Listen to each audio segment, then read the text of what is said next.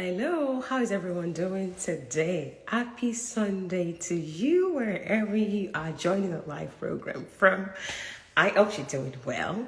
I am well. So somebody missed their session today. So I have 8 sessions for today, but this person kind of missed their session. So I'm spending this time to kind of talk to my followers, my friends, my family on here.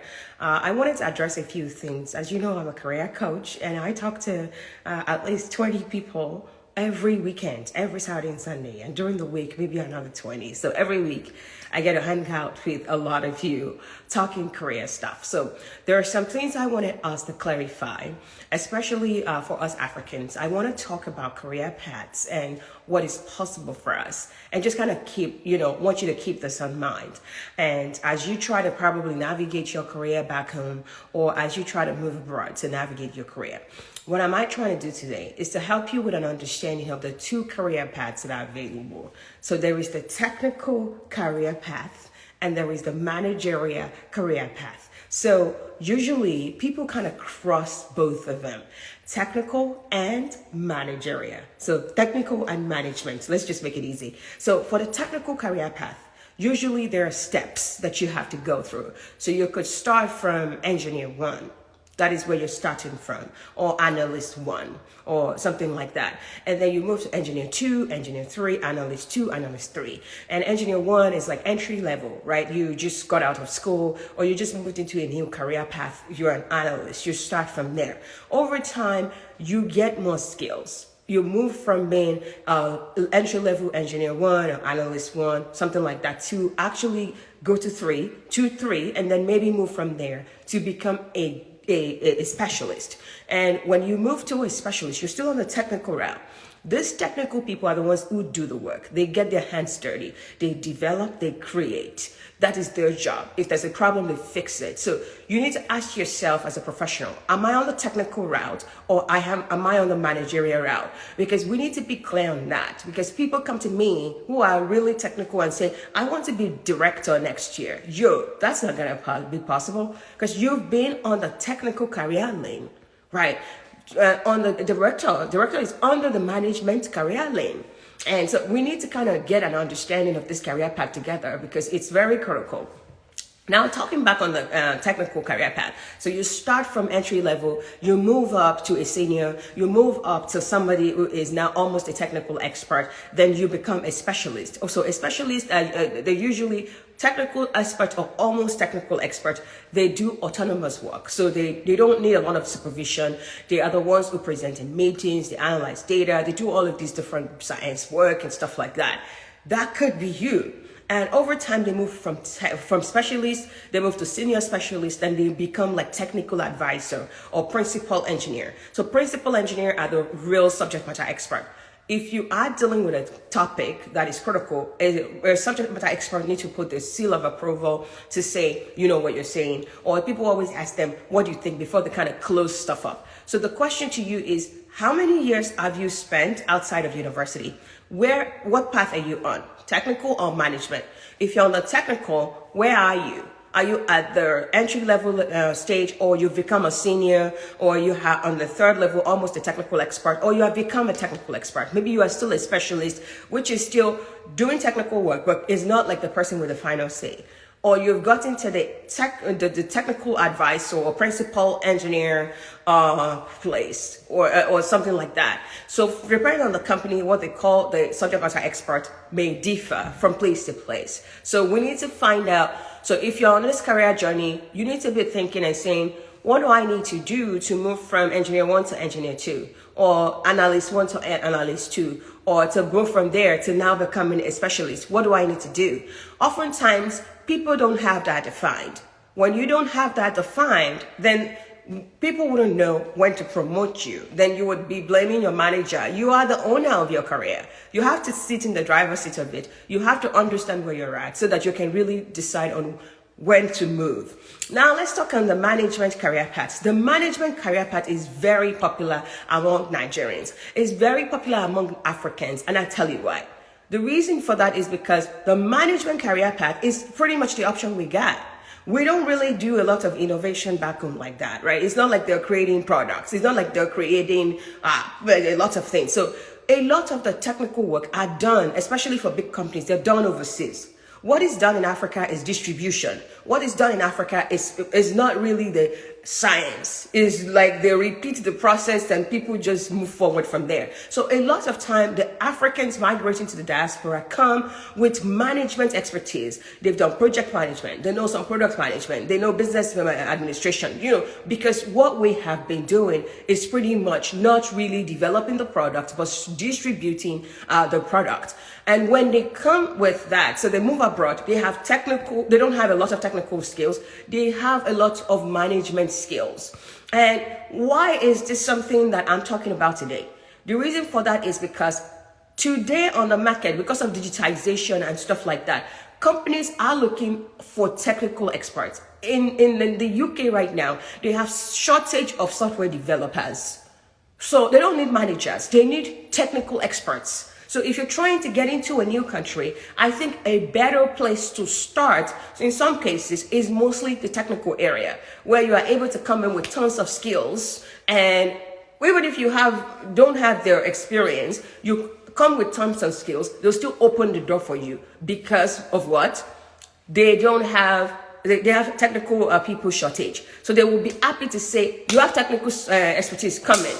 And that is why I've been an advocate of getting your foot in with technical expertise, because that requires skills, that requires competencies, which you can develop. Even if you don't have a lot of experience, you can still do well with that. Why am I talking about this? I have tons of people on my program, and a lot of them have management skills because they're coming from back home. Now they want to get into management role, and then it's a little hard. But because everything they know, everything they do is management, they are a little reluctant to cross over to technical areas. Technical areas are critical these days in this part of the world. There's a lot of shortages happening of technical experts. So if you're looking for career paths that are competitive right now, you want to look more on, should I cross to the technical area, even if I've done managerial for so long, and should I go get those technical skills, because they would help you land a role fast. Well, why are you listening to this? So I have a lot of people on my program who have interest in public health. I have so many people in public health, and once they want to come and do public health PhD or master's abroad, or they are moving abroad, they want to do public health. And because back home we are getting aids from all of these different organizations, all of these governments. So there are programs to manage different programs on aids receiving and distribution and using of aids. So a lot of people who have experience in public health back home don't have it doing biomedical sciences. They don't have it working in the lab. Their public health experience is developing programs, administering programs. Those type of jobs in North America, they're hard to find. Why? Because they don't distribute too much AIDS here, and if they distribute, their own people can do that. When you're coming here, don't come here with the aim of, I want to come here and do public health and become a program manager. How about you come here and transfer your public health to e-health? How about you come here and transfer your public health to mobile health? How about you transfer your public health to something that is needed by Google? Instead of wanting to work for the United Nations that cannot file papers for you when you need them to file green card. How about you come here so that we can try to help you look at what you bring to the table, try to help you convert it to the technical part of public health, like e-health, like telemedicine, like mobile health, so that you can get a job with Google, so that you can get a job with Facebook, so that you can get a job with Peloton, who can file papers for you, who have available jobs, because there are many of those companies that are utilizing e-health, telemedicine, mobile health today to collect data and make decisions for us. Now, you have it in your mind that once you do public health in America, you will work for UN, you will work for UNICEF. UNICEF that cannot file green card for you, and it's one UNICEF. 200 of you, 100,000 of you are applying to the same job, whereas if you had converted that your public health to mobile health or e-health, you would have had opportunities to apply to hundreds of companies who need actually those expertise. You will be applying to job at Peloton, at Facebook, at Apple, at all of these places where there is development of those areas. Why are you hearing this? You need to start to think a little technical. Instead of just thinking everything has to be program management, can we start to think about on the let's be honest with ourselves. You can fire managers. It's easier to fire managers because you can replace managers. It is harder to fire technical owners. If you own a technical area, you have developed that technical area, it is harder to fire you.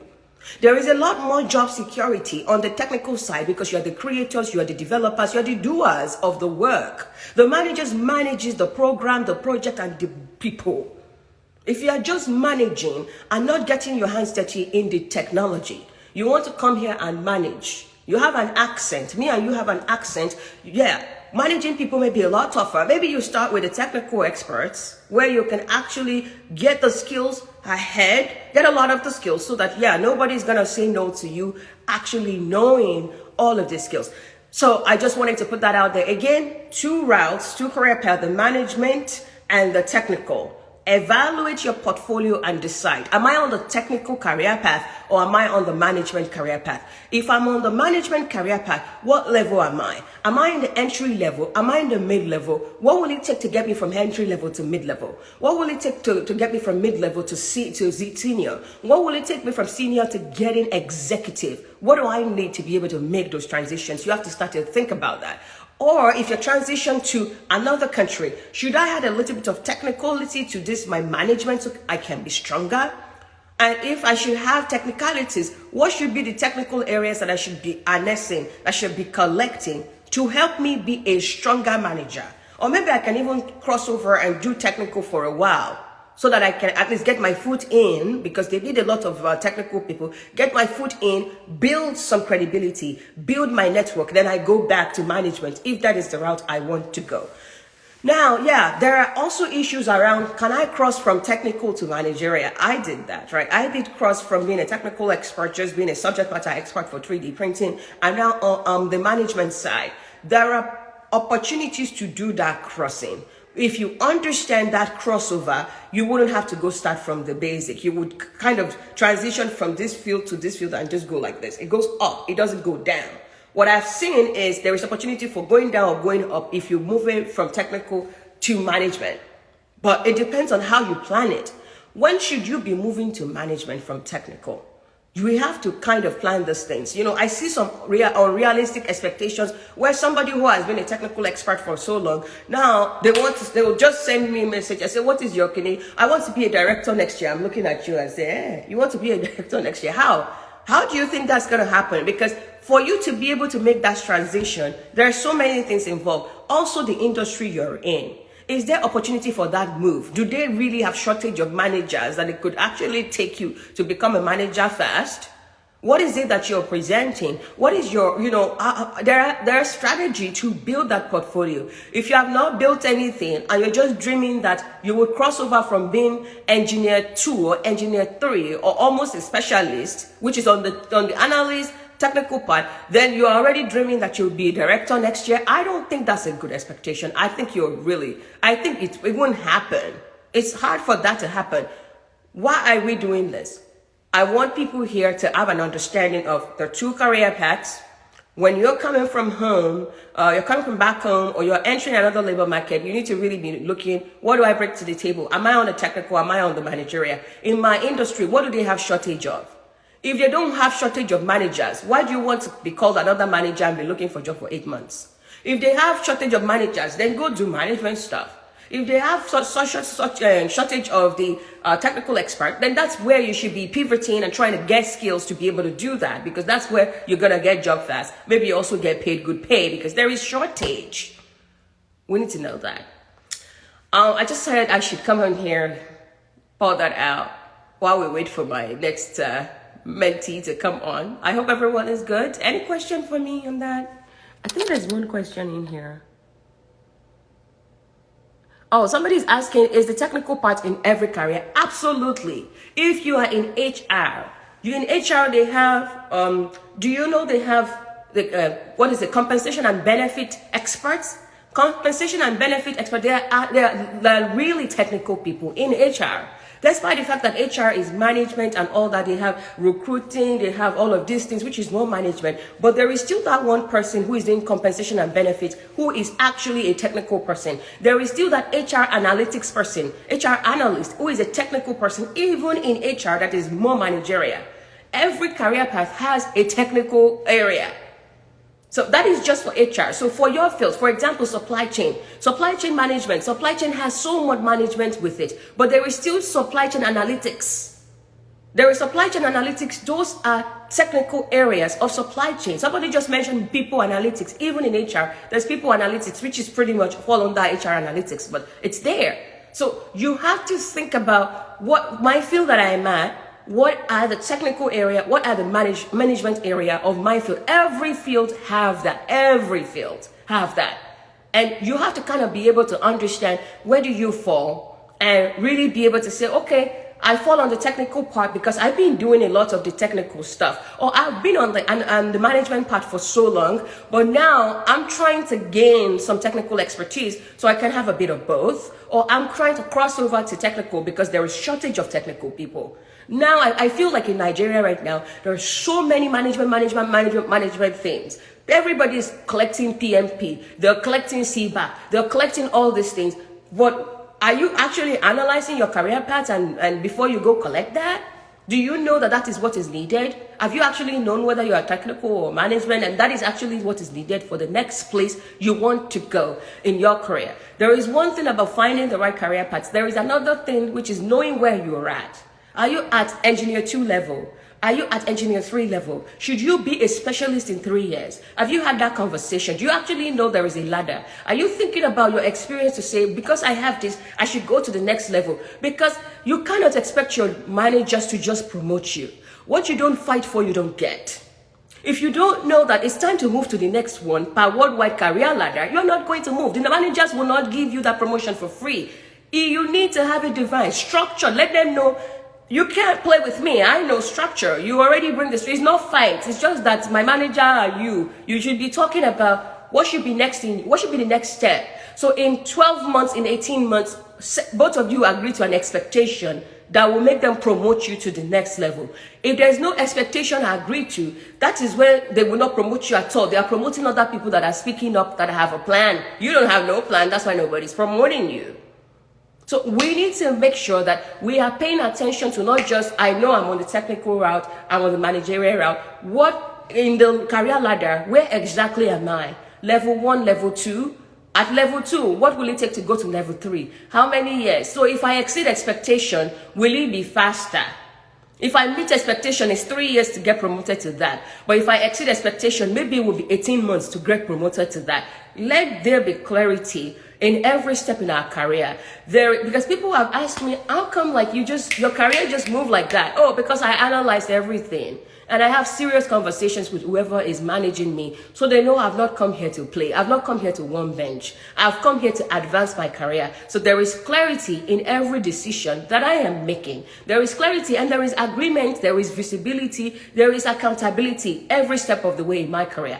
Are you accountable to someone? Is everything visible? Does your manager know your expectation? Do you know his expectation? Is there a plan for how you are getting promoted and when and what you should deliver to get promoted? Is there a plan? Everything has to be planned. This is why you need a career coach. Come and pay Dr. Adi so that we can figure out how you to, whether you are ready for director next year or you are not ready for director, you should actually stay on the technical lane because that's what is selling right now and really be a subject matter expert and be killing it there.